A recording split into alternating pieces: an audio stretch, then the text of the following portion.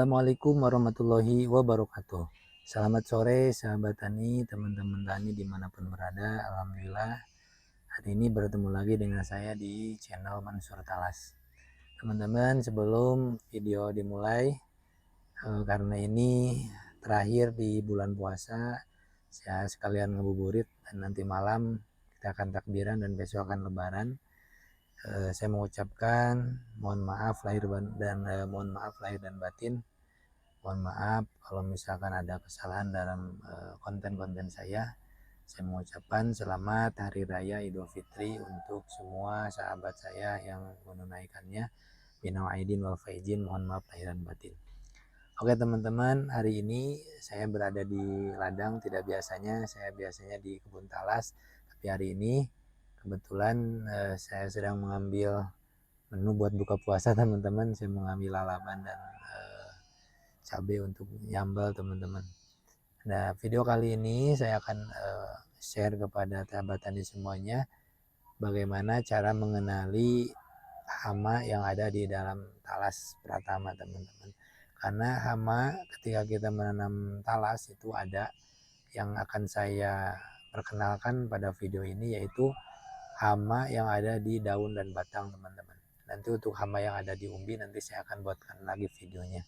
Oke teman-teman, untuk hama ini saya harap teman-teman sahabat tani yang sedang menanam talas jangan panik ya teman-teman, jangan panik dan jangan jangan bimbang, karena hama ini setiap tanaman pasti ada. Jadi ini untuk ikhtiar kita dalam memaksimalkan usaha nanti supaya panennya maksimal.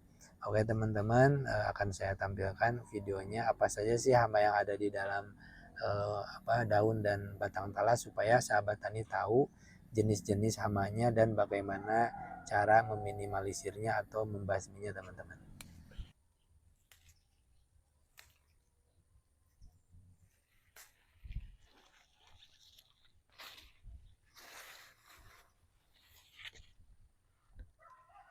Nah teman-teman, ini saya sekalian ngambil lalapan teman-teman. Ini ada lalapan terong lalap juga teman-teman, terong lalap, dan saya ngambil ini daun kemangi juga untuk nanti pepes ikan teman-teman, karena nanti akan malam takbiran besok kita sudah merayakan Idul Fitri dan kita akan makan-makan teman-teman. Ya biasanya ada pepes ikan dengan kemangin, ini untuk lalapannya, ini untuk pepes ikannya teman-teman. Nah, kalau ini teman-teman kita ngambil cengek teman-teman, kita ambil yang sudah merah saja, yang sudah tua-tua, ya nanti kita bisa makan dengan sambal teman-teman. Nah, kita ambil secukupnya saja ya, kita ambil buat buka puasa saja ya, dan buat besok teman-teman, besok setelah pulang Idul Fitri cukuplah segini. Ini teman-teman, ini hasil ngabuburit kita hari ini. Nah, kita ambil terong, kemangi, dan juga cengek buat sambal teman-teman. Nah, yang pertama teman-teman, hama di talas itu dia adalah belalang teman-teman. Nah, ini ada belalang kecil teman-teman. Nah, ini belalang ini termasuk hama di talas karena dia akan merusak daunnya teman-teman ya. Daun talas akan dimakan oleh si belalang ini. Nah, ini. Nah, akibatnya kalau kita membiarkan belalang di kebun talas, nah dia akan seperti ini teman-teman. Daun yang masih muda pun ya, dia akan mengering seperti ini dan dia memakan tengah-tengah daun ini teman-teman. Nah, itu akibat dari hama belalang teman-teman. Makanya si belalang ini harus kita basmi ya, kita minimalisir dengan cara kita semprot si talas ini batangnya sampai daunnya menggunakan obat semprot teman-teman. Karena kalau tidak disemprot ya seperti ini teman-teman akibatnya. Nah, dia akan habis teman-teman oleh belalang ini. Hama di talas itu ya, yang kedua adalah ulat teman-teman. Ulat yang ada di batang. Jadi kalau ada batang seperti ini teman-teman, cirinya ada bolong, kemudian ada seperti lendir ke bawah hitam. Nah, itu sudah dipastikan si batang talas ini dijadikan sarang oleh ulat, teman-teman. Nah, ketika kita buka si yang bolong ini, dia di dalamnya ada seperti ini, teman-teman.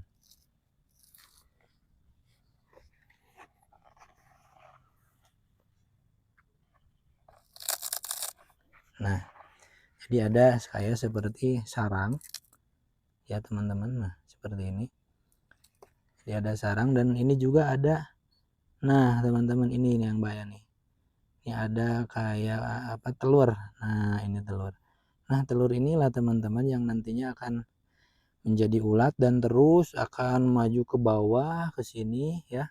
Sini terus sampai dia melabuh atau dia berkumpul di batang umbi di sini, teman-teman. Jadi usahakan si batang talas ini supaya sehat itu diminimalisir dengan disemprot ya, disemprot dengan obat supaya tidak ada hama yang berani masuk ke sini. Jadi sebelum ada ulat di sini, kita semprot dulu supaya dia tidak berani membolongi batangnya, teman-teman. Ya, itu yang kedua hamanya, teman-teman, hama di talas itu. Nah, kemudian teman-teman, ini ada juga nih siput yang jadi hama di talas di bagian daun. Ini dia sama, teman-teman, makan daun talas seperti ini nih. Kemudian di pinggirnya siput juga ada nih hewan-hewan kecil, sama juga dia makan daunnya, teman-teman. Nah, seperti ini. Jadi memang kebanyakan hama itu di daun, teman-teman. Ya, meskipun di daun tetap kita harus jaga, karena kalau daunnya kurang sehat nanti pasti ke batang sama umbi juga kurang maksimal, teman-teman. Nah, sama ini dia di talas lokal, talas Pratama pun ada, teman-teman. Nah, kemudian teman-teman, yang selanjutnya ada juga hama talas itu masih di daun, tapi dia cara merusaknya dengan bikin bulatan-bulatan di daun talas. Dan ini bulatan-bulatan ini dia sudah konsep, teman-teman, yang ada warna hitam. Nah, ternyata itu adalah kotorannya, teman-teman. Jadi kotorannya dia buat dulu konsep bulat, dan nantinya akan dibolongi seperti ini, teman-teman. Nah, ini hamanya seperti apa, teman-teman? Kita lihat, dia biasanya membolonginya dari belakang, teman-teman. Nah, ini, teman-teman. Nah, ini. Inilah hama yang selama ini banyak petani yang bertanya-tanya kenapa bolong-bolong, teman-teman. Nah, biasanya dia membolonginya dari belakang, teman-teman. Nah, di belakang, dan biasanya untuk siang hari itu tidak ada, dan kebetulan ini ada, teman-teman. Dan ini biasanya dia membolongi daun talas di malam hari, teman-teman. Nah, ini jenisnya no. Ya.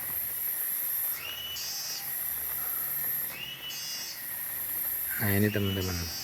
Ini hewannya, teman-teman.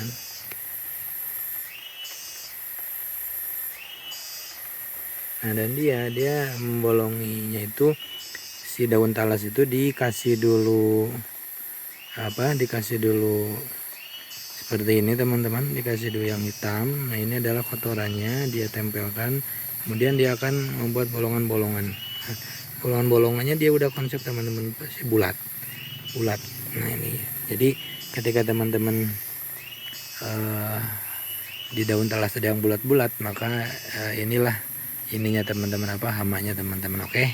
Dan untuk bagaimana mencegahnya, ya biasanya, teman-teman, kalau saya menyemprot batang talas sampai ke daun talas dari depan dan belakang, ini harus merata dengan obat semprot supaya hewan yang tadi tidak bisa hinggap di sini, teman-teman. Apabila teman-teman melihat daun talas atau daunnya ini bolong-bolong seperti ini, teman-teman, ini sama diakibatkan dengan hama yang menyerang daun. Tapi hama ini unik, teman-teman. Jadi dia membolongi daun talas ini dengan membuat konsepnya dulu seperti ini di belakang, teman-teman. Konsepnya dulu, nah. Jadi ada polanya, dan nanti dia akan memakan sesuai pola yang dia buat, teman-teman. Nah, ini teman-teman, hewannya seperti apa? Mari kita lihat. Biasanya hewan ini ada di belakang daun talas teman-teman ya, di daun talasnya. Jadi dia tidak berada di permukaan tapi dia ada di belakang. Nah ini teman-teman, nah kebetulan ada nih. Nah ini hewan yang biasanya suka membolongi teman-teman. Jadi dia membuat polanya dengan kotoran yang keluar dari anusan teman-teman, kemudian dia makan dan ini akan bolong-bolong seperti ini. Ini satu pola teman-teman, sama ya, dalam satu daun biasanya banyak bolong-bolong. Jadi untuk sahabat tani yang menanam talas dan banyak bolong-bolong seperti ini dan bolong-bolongnya terpola dengan bagus, bulatannya bagus, nah itu hewannya yang tadi teman-teman ya, hewannya yang tadi. Nah ini ada yang kurang jelas teman-teman. Nah ini hewannya nih,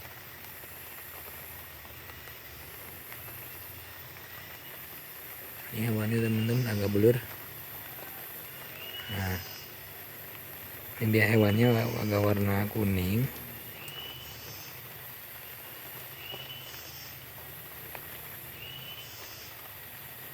Nah ini, jadi biasanya dia hinggap di daun talas di belakang.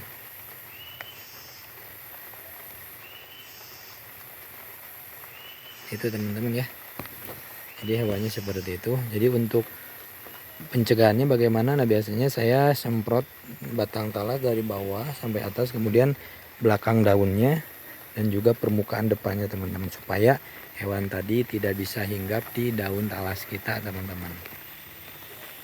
Nah, oke teman-teman, terima kasih sudah menonton video saya dari awal sampai akhir. Mudah-mudahan apa yang tadi saya sampaikan ada manfaatnya, khususnya untuk sahabat-sahabat saya yang sedang menanam talas teman-teman.